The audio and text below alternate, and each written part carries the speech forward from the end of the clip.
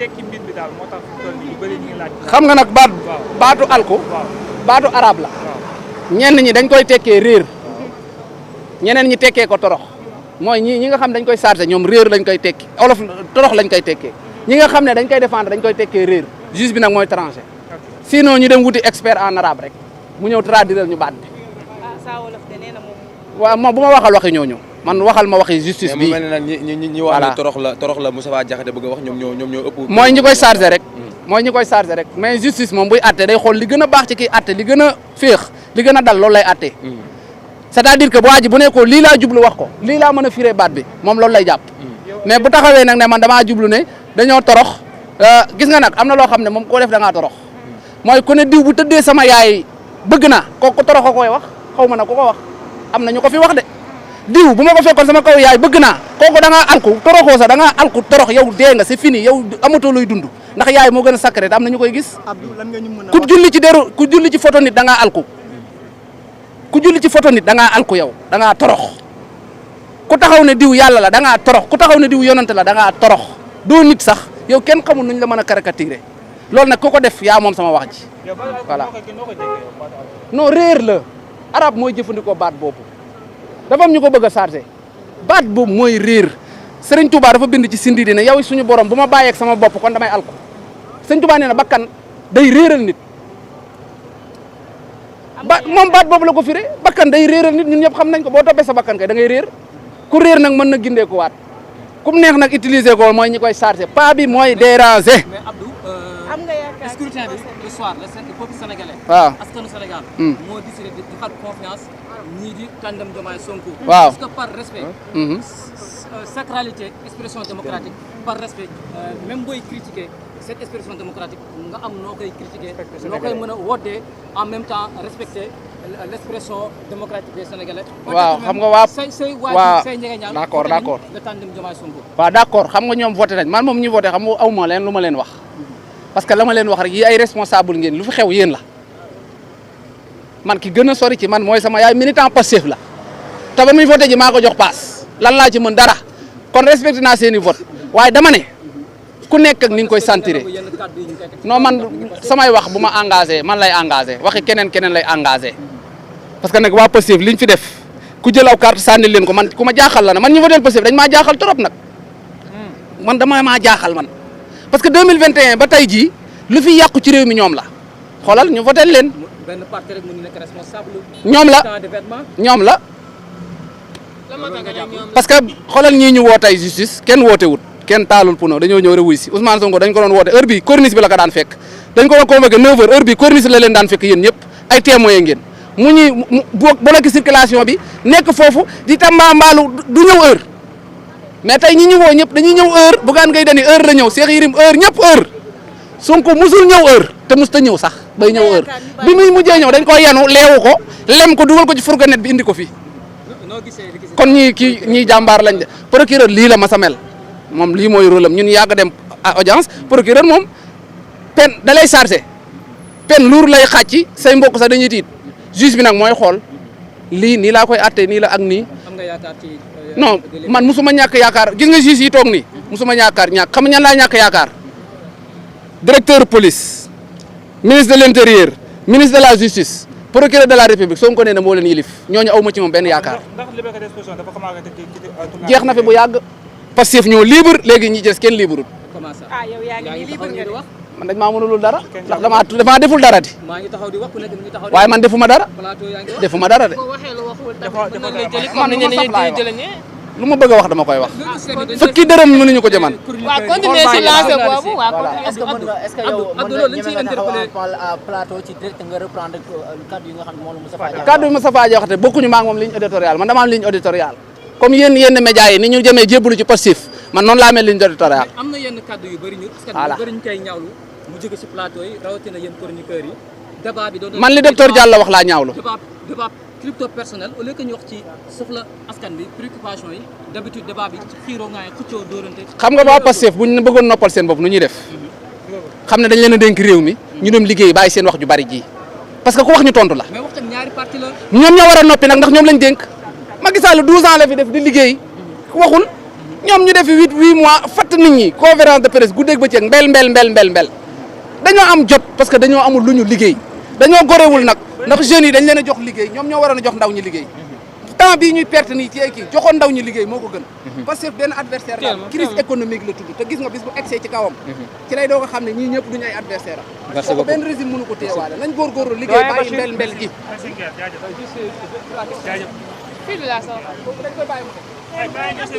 ñu jël doyen Bachir Fofana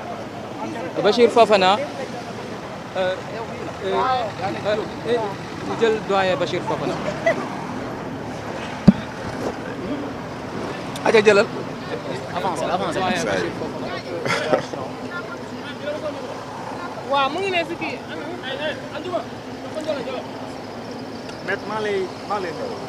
maa ngi lay fay. En tout cas non man mes anciens étudiants ou mes anciens yi doon ma doon alarba mais lii naa doon pas alarba.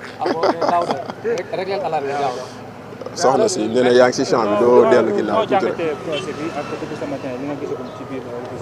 waaw man de ñëw naa suivre procès bi ndaxte lu ñuy wax rek déggal sa bopp fukki yoon gisal sa bopp benn yoon a ko gën. Donc mieux vaut entendre une fois que voir une fois que d'entendre 10 fois. Donc ñëw nañ dugg nañ mais li ma fi gis daal c'est le procès du wolof qu'on est en train de faire. On est en train de faire le procès du wolof sur 2 mots. Alku ak gaalu dof du teer. Maintenant ku si nekk nag ak noo ko déggee. ku si nekk ak noo ko comprendre. te nag bon comme nag ci wàllum àtte lañ toll def nañ seen débat yi.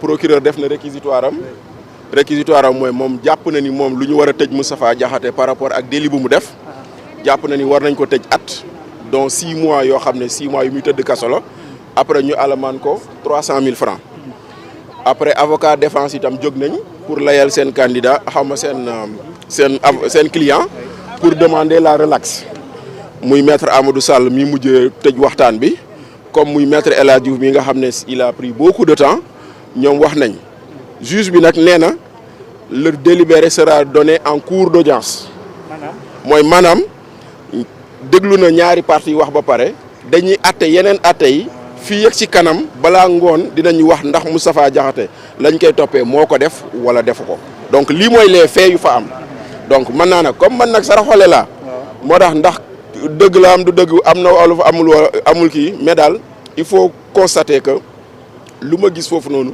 c'est comme je dis c'est faire le procès du wolof maintenant nag wolof nag ñëpp a koy làkk waaye ñëpp amuñu ci même compréhension nañ ko xam tamit ndaxte boo demee Saalum da ngay gis ku naan damay dog sa gat te xëy na am na koo koy wax mu jàpp ni da nga ko saaga boo demee beneen bërëb nga dégg koo xam ne day ne damay tibb saaga te foo ko boo ko defee day reetaan am na xëy na keneen bu ko defee keneen mu ne la loolu kon loolu yëpp tax na daal nañu xaar ba xam fan la ñuy jëmee fii ak si kanam tuuti.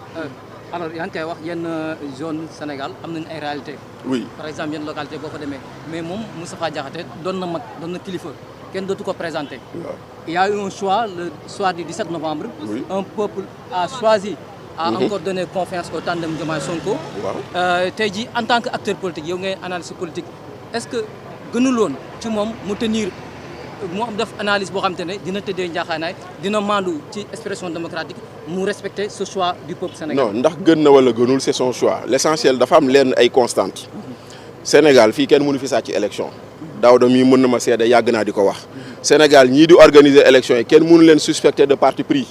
mooy maanaam ña organiser woon élection ba Macky Sall gagné ñoo organiser élection ba Macky Sall perdre. ña organiser woon élection bu opposition gagné woon ay mairie ñoo organiser élection bu opposition gagné pouvoir. donc il y a pas de problème à ce niveau. les Sénégalais votent bu ñu voté ba pare. à 18h les bureaux sont fermés. à 20h les résultats commencent à tomber. avant ñu ne minuit nit ku nekk balaa ngaa tëdd xam nga ko gagné. kon ñun dafa am loo xam ne suñu ay acquis la. maintenant après quand le peuple finit de s'exprimer. tu as 2 choses à faire. accepter le verdict du peuple et le respecter. donc maintenant moom la Romain yi di wax vox populi vox dei mooy la voix du peuple et la voix de Dieu kon nag il ne revient pas pour man de mon côté il ne revient pas à dire ñii lu ñu voté baax na baaxul maintenant chacun fait son vote maintenant ceux qui ont voté pour un pouvoir ou pour une opposition ils vont en assumer les conséquences ndaxte man Vélingara bee ma dëkk on a élu un maire on leur avait dit que baaxul ba ñu demee ba ci biir ils ont regretté leur choix mais nañ leen bàyyi ñoom ñu waxal ko seen bopp mais du ma toog naan yéen da ngeen juum damay nangu ni da ngeen a voté te votel ngeen ki ngeen jàpp ni moo gënoon mais bu ngeen demee ba ci biir ngeen juum ngeen gis ni ka ngeen votel waroo leen ko votel mais retournez.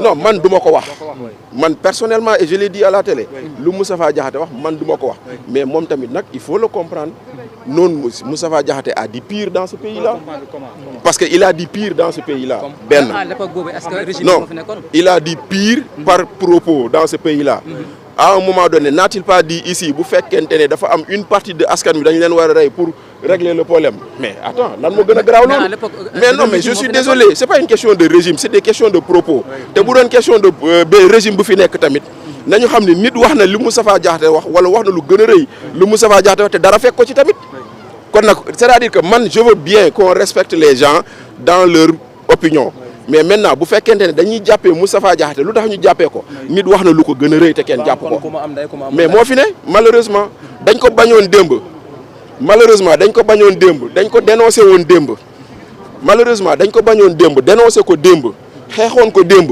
nit ñi ñëw tey di am justice des vainqueurs parce que justice des vainqueurs mooy tax ngay tànn ñu ngay jàpp ak ñoo dul jàpp waaw non man liberté d'expression kenn mënu ko tere maa ngi nii di wax ak yéen keneen ak keneen a ngi wax keneen ak keneen a ngi wax mais non mais de tout le temps moi c'est normal parce que je suis responsable la liberté s'accompagne de la responsabilité donc tey jii nii am nga droit wax lu la neex mais assume les propos que tu tiens moi je garde ma liberté de dire ce que je pense mais avec toute responsabilité jamais de gros mots jamais d'insultes jamais de diffamation parce que lu tax je respecte les gens qui m'écoutent kon nag tey jii nag maintenant Moustapha Diakhaté dama ne la ñu ko toppee war nañ ko mën a toppee waaye nit wax na lu gën a rëy loolu ci diggante nguuru Diomaye Sonko bii te kenn toppeewu leen ko loolu mooy doon loo xam ne lii ni mooy ñuul ci sow mi jëlal oustaz Bamba Sall dafa toog élection présidentielle bii jàll mu toog mu def ñu koy def interview mu ngi sol lu weex mu ne muy tuddul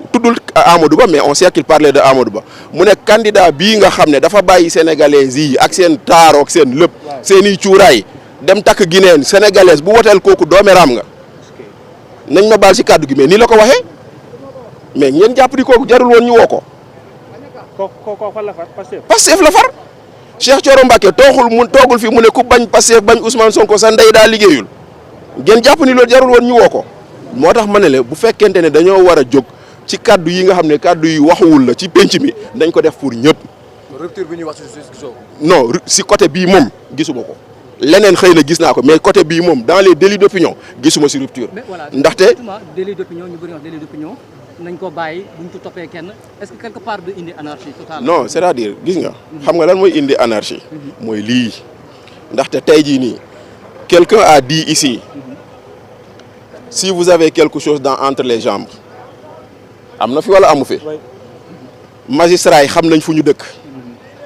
ce qui ressemble à des menaces directes à l'endroit des magistrats am na fi wala amu fi ni togg fi télé mu ne magistrats yi ñoo gën a dëng rond-point am na fi wala amu fi kon loolu noonu nag loolu lay anarchie bi nag bu dee loolu yëpp da nga koy gis bàyyi ko doo ci wax nga bëgg ne nu mu tuddati Amath Suzanne Camara dañ koy tëj ci dafa ne président day fen dëgg la waru koo wax waaye nit wax na li ni mel te dara fekk ko si. mais itam est-ce que bu ñu bàyyee ku si nekk wax lu ko neex. bu yàggee déet waxuma ñu bàyyi wax ku nekk wax lu ko neex dama ne ñu jàpp ñëpp laa wax. ñu yemale ñëpp te loolu moo amul.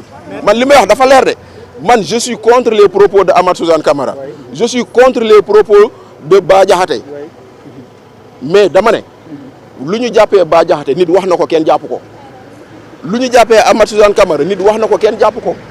donc man fu may wax foofu laa foog c'est-à-dire que bu ne me faites pas dire ce que j'ai pas dit man je veux ñu yemale ñëpp un même traitement égal à tout le monde mais pas kumba am ndey kumba amul ndey pas ku bokk ci Pastef ñu ne ko yow kenn du la laal ku bokk ci Pastef ki ñu xam ak yooyu noonu ana docteur Diallo mais kon nag loolu noonu yëpp boo ko gisee ci penc mi fii nii da ngay am des doutes d'autant plus que nag dañoo amoon des préjugés favorables à l'endroit de Ibrahima Ndoye procureur de la République ndaxte man dama bokk si ñu gëm ni Ibrahima Ndoye est à la place est l'homme qu'il faut à la place qu'il faut parce que démb man pratiqué naa ko Ibrahima Ndoye a su faire preuve de courage dans ce pays à un moment où il était très difficile d'en faire. Dans le procès des chantiers de Thiès, il était adjoint au procureur bii tey nekk ministre de la Justice, Ousmane Diagne. Quand le pouvoir voulait poursuivre Bara Tall, il a regardé les dossiers, il n'a pas vu de quoi poursuivre Bara Tall. Il a dit nañ ko relaxer. Les gens l'ont obligé à aller au tribunal. Mu ñëw ba nii procès. Mu ñëw ba desul lu dul kaay leen ñu plaider mbir mi mu taxaw mu ne man mon éthique de responsabilité me demande de le poursuivre. Mon éthique de conscience me dit que celui-là il n'a rien fait et je demande ça relax. Procureur bu naan bàyyi leen nit ci Ibrahima Ndoye laa ko gisee. Mais ba jox affaire Madinatu Salaam ba mu fi amee mais tout le monde a salué son courage. Kon nag préjugé boobu ñu am ci moom bu ko lii dindi. Maintenant préjugé boobu ñu am ci moom moo waral tey jii nii ñu jàpp ni dafa war a tëddee njaaxaanaay. Man je veux bien qu'on moralise ce pays. Je veux bien qu'on respecte nos institutions. Démb laa ko waxoon tey laa ko gën a mën a wax. Mais tey jii nii il ne faudrait pas qu'on ait une justice des vainqueurs. Il ne faudrait pas qu'on ait une justice kumba am ndey kumba amul ndey parce que ñii tey di wax naan jàpp leen Moustapha Diakhaté démb ba Diomaye ne les magistrats sont des clochards dañoo ne woon il exprimait sa liberté. Lu tax démb c'est normal tey c'est pas normal. Kon nag c'est ça le problème dans ce pays. Boo defee digression nga jël lu xew démb université Ziguinchor. Qu'est-ce qui se passe? On a fermé l'université, des gens applaudissent. Mais on a fermé ici l'université de Dakar, les gens se sont indignés. Mais c'est ça le pays. L'hypocrisie boobu lañ bëgg dund. Warul nekk, c'est-à-dire que non warul nekk ñaari boor, c'est-à-dire que dafa war a nekk une solution boo xam ne ku ko dégg ne gongo. Quand on a fermé l'université de Dakar, j'ai applaudi. Quand on ferme l'université de Assane Seck, j'applaudis parce que c'est des mesures de sécurité. C'est extrême quand même quelque part. Non, mais c'est pas qu'est-ce qui est extrême? Mais oui, quand les mesures sécuritaires ne sont pas réunies, on ne fait pas d'études. Boo déggee da ngay jàngi sécurité moo am. Kaaraange bu amul kenn du jàngi.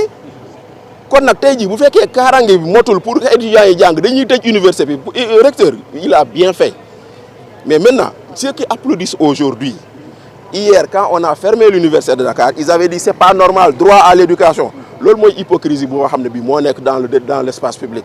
Ñun lu ñu waxoon démb tey lañ ko gën a mën a wax. Lu ñu bañoon démb tey lañ ko gën a mën a bañ. Lu ñu ne woon démb baaxul duñ toog tey bëgg koo daganal. Voilà. Lu tax temps yi nga seetlu ni convocation yi bëri na avant élection yi on a entendu ki nga xam ne moom mooy Dambodj mu ne yéen journalistes yi après élection législative yi vous allez être fatigué parce que di ngeen jaabante entre tribunal ak li nga xamante moom mooy cyber tribunal. Xam nga bëri na ay convocation yoo xamante ne ñu si bëri ñi nekk ci ancien régime ak yenn ci ay chroniques. Xam nga man na lu mooy sama problème le fait que ce soit des hommes politiques qui dictent le tempo de la justice. C'est ça le problème. C'est-à-dire que justice bu jàppee ni Bachir Fofana lu mu def du yoon ñu woo ko day Bachir day dem wuy ji en toute responsabilité mais da ngay gis ñu toog ci ay plateau naan diw dañ ko war a jàpp nga gis bizarrement diw moom ñu jàpp ko. C'est ça le problème. Madame, la justice est dictée. Voilà dafay mel ni la justice agit sous la dictée des politiques et du yoon gis nga suñu citoyen yëpp a yem ku nekk ci ancien comme nouveau pouvoir yëpp ay citoyen lañ. ñëpp ku ci def naka sa dul yoon dañ la war a woo yóbbu la fa mbaxane doonee benn atte la mais waruñoo toog ci ay plateau naan diw mi dañ kaa war a jàpp wala diw mi da léegi ñu jàpp ko et bizarrement nga gis diw moom ñu jàpp ko. Quelque part boo xoolee ni ñu tëggee suñu système judiciaire le ministère de la justice dépend du premier ministre. mais loolu c'est pas un problème le ministère de la justice c'est parti au procès gis nga seen trépied yi nii. xam nga nu mu doonee ñett nii. justice ñett noonu la ko doonee. procureur mooy benn bi.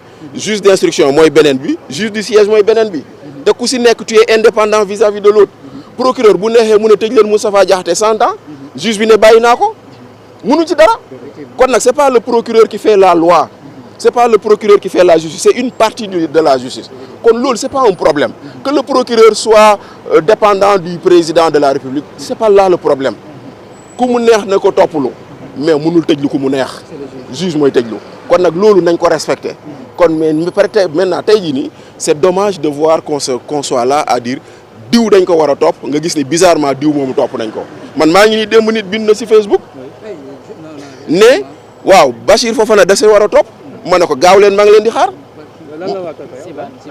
mais justement xaw ma mais ak bu mu ci mënti doon gaaw leen maa ngi leen di xaar bu mu ci mënti doon laa wax gaaw leen maa ngi leen di xaar j'ai déjà fait mes baluchons gis nga rëbës gii nii ay gor rek a fa nekk ñu ma gën ñoo fa nekk gënuma kenn ci ndey ci baay ba waruma dugg rëbës bu ma fa naree dugg dama fay dugg bu ma fa narta dugg kenn mënu ma fa dugal mais man lenn xam naa ko bu dee ci kàddu la du ma wax lu may dugal bu dee si jëf la dinaa jéem ba dara du ma fa dugal lu si des nag yàllaa ko moom nag bis bu nit yàlla ne nit day dugg kaso kenn mënu ci dara da ngay dugg kaso mais bis bu yàlla ne da nga dugg kaso buñ la fexaloon fii ba suba doo dugg kaso mais c'est bizarre et dommage que ngay gis ay sénégalais di yéene nit kaso lu ñu daan wax ñun fii sama noon sax yéene wu ma ko kaso mais fii nii nit ki bu la bañee da lay yéene kaso.